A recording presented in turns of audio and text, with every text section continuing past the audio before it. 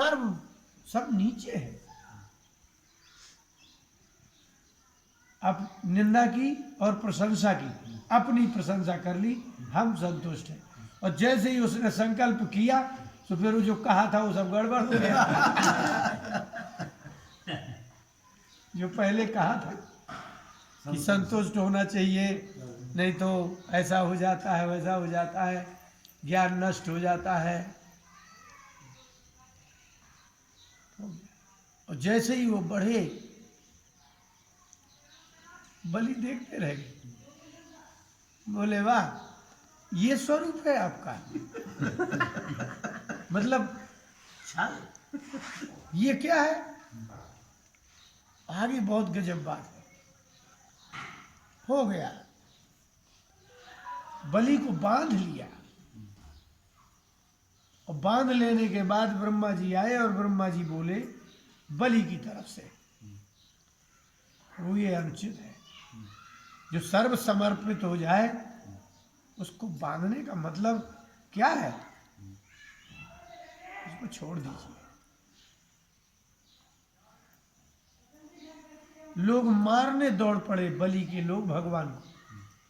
भाई उसके तो ये नमुची शंबर बड़े बड़े थे।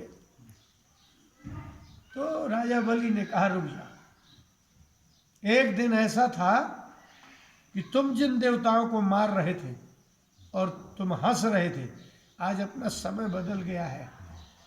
आज वो हमें मार रहे हैं और हंस रहे हैं।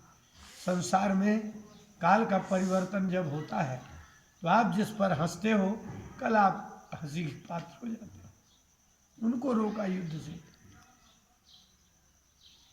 फिर प्रहलाद आए। मरता नहीं है कोई भगवान का, नहीं। प्रहलाद तो चले गए थे धाम में, तो वशिष्ठ विश्वामित्र भी चले गए थे, जो सुखदेव जी की कथा में आ गए, परशुराम आदि। प्रहलाद आए और बलि से बोले कि बलि पता लगाओ इस संसार में है कोई ऐसा जिसके सिर पर पैर रखा हो राम भगवान ने, बताओ।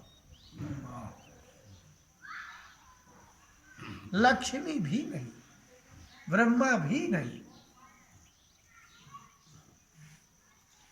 संसार में तुम कितने भी युद्ध करते, कितने भी धनवान होते, तो इतना यश नहीं होता। लेकिन जब से इन्होंने तुम्हारे सिर पर अपना चरण रख दिया है, अब संसार में तुम प्रलय पर्यंत तुम्हारा नाम रहे। क्यों? बोले आज तक किसी के सिर में रखा ही नहीं। इसलिए प्रहलाद जी ने भगवान की स्तुति करते कहा कि भगवान, मैं सोच रहा था, मैं अपने हिसाब से सोच रहा था, ये दैत्य सोच रहे थे कि हमारे शत्रु है, विपक्षी है। सत्य तो ये है कि आप हमारे परोक्ष में मित्र हैं।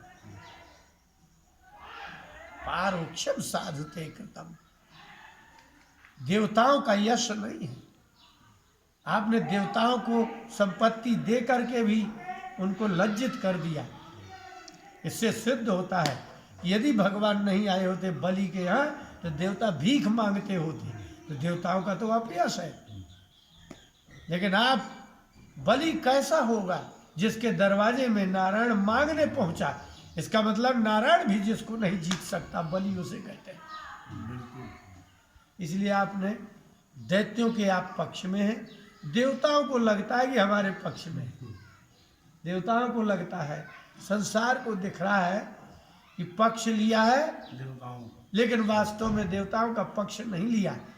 जिसका यश हुआ समझो उसी के पक्ष में थे आप। तो यश हुआ बलि का, इंद्र का नहीं। इसलिए भगवान छल करके भी आपके पास आ जाए तो अभी यश आपका ही होगा।